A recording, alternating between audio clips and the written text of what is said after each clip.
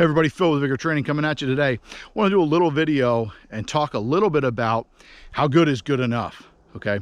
If you watch my 80-20 video, I talk about the importance of focusing on core skills in whatever you're training.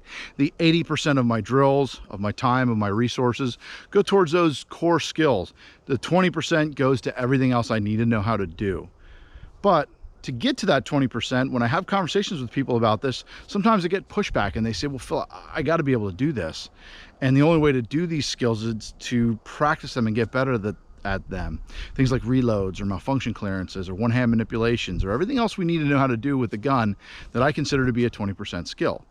So how do I determine what my 80-20 is? Well, I look at what the most relevant skill set is to the actual application of whatever context I'm using that device in. For defensive handgun, my three pillars are getting the gun in the fight, getting the first hit, keeping the gun on target shot to shot, and incorporating realistic movement strategies. Everything else is a 20% skill. I don't want to waste more than 20%. And I shouldn't say waste. I don't want to devote more than 20% of my training time to that. So to get to that level, I have to establish what is good enough, okay? I need a level of proficiency. I always kind of put a little asterisk on my 80-20 speech when I give it in classes, and I talk about focusing 80% of my time and energy on my core skills, but 20% of my time is devoted to enhancing and expanding and working and incorporating, folding those other skills into what I'm doing in the remaining 80%. I have to know how to do everything. But when do I know, okay, I am proficient enough at this skill that I don't have to focus drills just to that, and I can fold them in a more organic manner with my pillar compliant, my 80% pillar compliant drills, right? So in this video, I'm gonna give you just some of my opinions on what is good enough.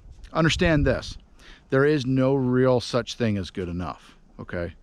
All right, you're gonna have it or you're not. It's okay to continue to train to be better. All right, my big pet peeve, and guys are going to chuckle at this that train with me and know, I hate emergency reloads, okay? In defensive context, I hate wasting time practicing. I hate one reload one. It's an Instagram stunt. And the rise of Instagram shooters brought rise to the importance of that. When you watch actual fights that happen in law enforcement military, particularly in law enforcement, and then even more so in the civilian sector, emergency reload and speed of which that occurs factors into the outcome of a fight in levels that are so infinitesimally small and so statistically insignificant. We have to pay attention to that. That's what happens in real fights. But yet we waste entire sessions and hundreds of rounds getting super fast at what I know to be an important competition skill. But as far as defensive skills, not so much. So we're going to explore a couple of these, what's good enough. Here's one area I don't have a good enough for. I don't have a good enough for presentation to first shot, whether that is from a ready or whether that is from the holster. In my opinion, there is no good enough for that, period. All right, right now, I know that my base averages, okay? So from a ready position, from what I call high index, a high central hold, both hands on the gun, from a ready position on an audible threat stimulus at about 7 yards here, I know that I'm about 0.4 to make a good solid hit, and I can do that with consistency, anywhere between 0.4 and 0.45, and stay very, very consistent. If I push, I can go below that into the threes. If I get crazy and shoot from the index, I can get into the twos, just pure reaction time. I know that my draw with this setup, this is a duty type setup, an ALS holster. I know from this setup, my average draw to one hit at that same distance, about 7 yards, is right at the 0.85 to 0.9, okay? And I know I can consistently do that. Again, I can push to get faster. My first hit, but remember, that's a core fundamental. That's one of my cores.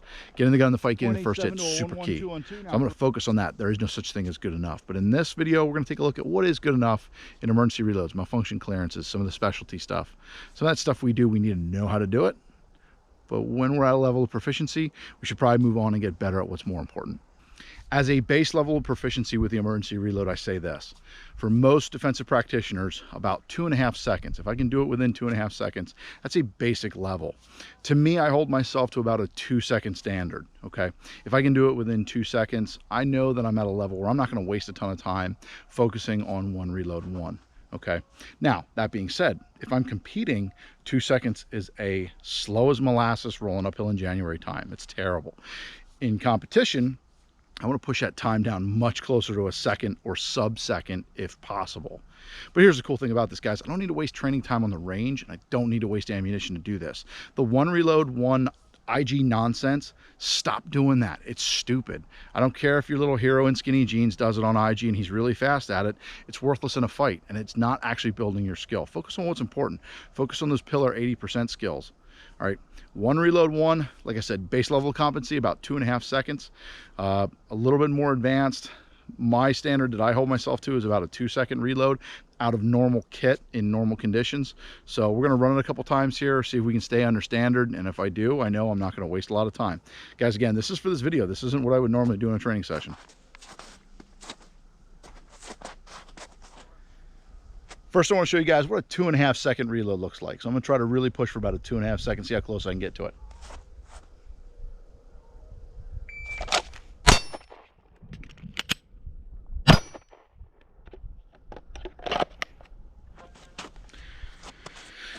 All right, guys, as you can see, split time, 2.61. That's how slow you have to go to make a 2.5 second reload. This is not a high standard, guys. This is a base level of competency. Now let's take a look and see what it would look like a little bit more relevant. Again, my pet peeve, I hate one reload, one on the range. It's a gigantic waste of time. I rarely ever do it, but for science, for you guys, I'll give it a shot. Let's get set up and go again, see if we can push it within my 2-second standard.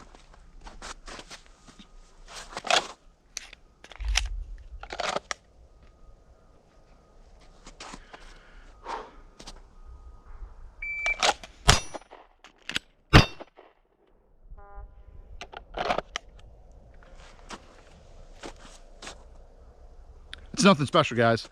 It's a 1.46 reload. That's not screaming. That's pretty slow. Competitively, it's molasses, okay? But it's consistent. We can do that. Well within my 2 seconds, I know I'm solid. If I know I check there, I'm good to go. I'm off it. It's a 20% skill for me.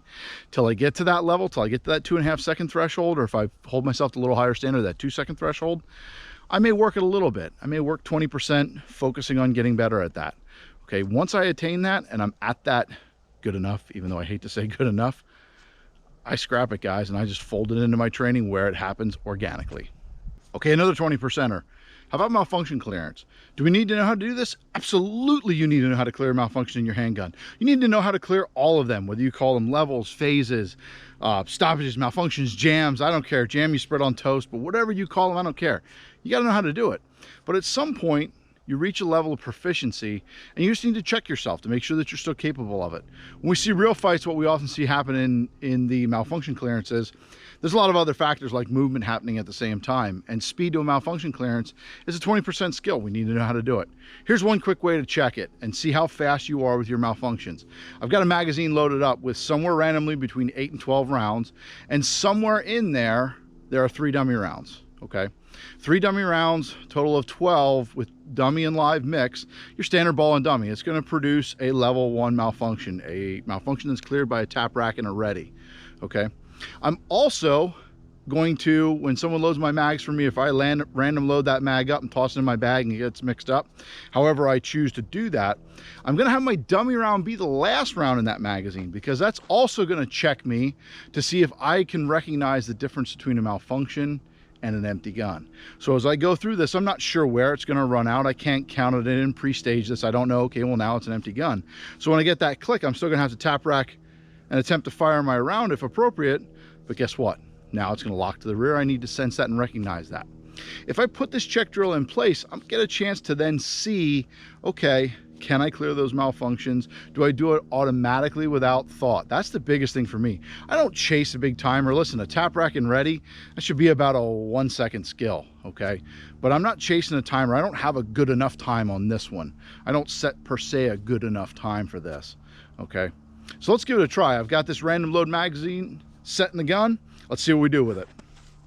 I'm just going to be drawing to 3 rounds. I'm going to do draw to 3 at a time. Give me 4 reps, and hopefully in there I'm going to hit malfunctions. Maybe I will hit them several in one run. Maybe I'll hit them all separate and have 4 different draws. We'll see. So this is supposed to be a draw to 3 rounds. Here we go.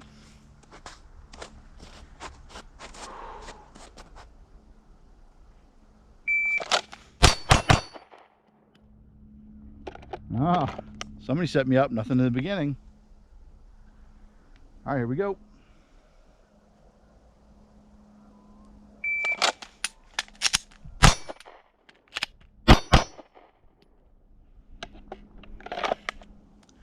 Back to backers.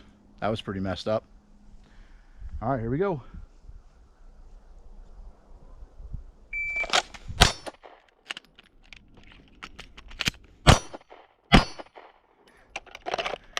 Slow speed, had to think about that if I fired 3. Honestly, till I go back to the tape, I'm not 100% sure. Let that be another lesson. There's no such thing as round counting in a fight. This little bit of drill, stress, get it right for the camera. I lost count.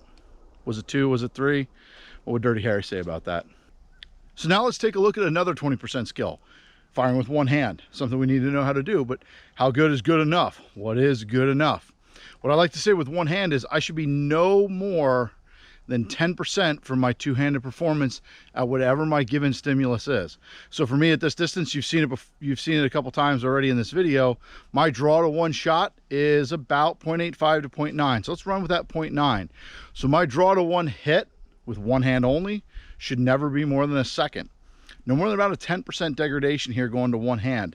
I still need to make this shot in a quick time. In fact, I want to strive to get to the exact same. But for me, my good enough threshold on this is within 10% of my two-handed performance at any given stimulus. So let's give it a try, see what we got.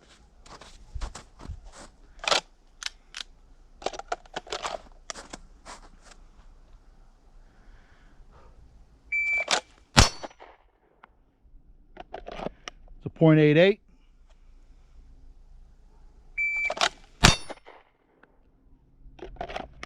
0.88 again.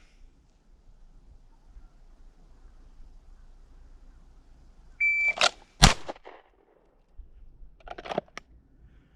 little fast. That was an 8.4. I'm gonna slow down and get my hit this time.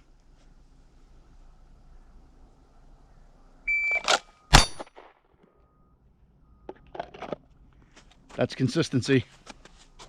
Hey, finally, what about the exotic stuff? What about the compromised ability, the wounded wing? I tuck my wing under, it doesn't work anymore. How fast should I be able to do that? Check this out, guys. I don't have any time on this either. I just need proficiency. Can I do it? Am I capable of doing this skill? What does this skill look like for me? This is a course I teach called Grounded and Wounded that solely focuses on this 20% skill of compromised ability. If you guys come through that class, you'll see I introduce the concepts with wounded wing, meaning I can't use my arm at all. I tuck it up, I hold it like a wounded wing, like a bird does. But after I get past that, I move into simulating what our body actually does, the physiological responses under injury, the compromise of dexterity, of strength, of range of motion, and my pain tolerance. That's what I really focus on. But for argument's sake, can I do this? Let's take a look. So some one-handed manipulation stuff. Here we go.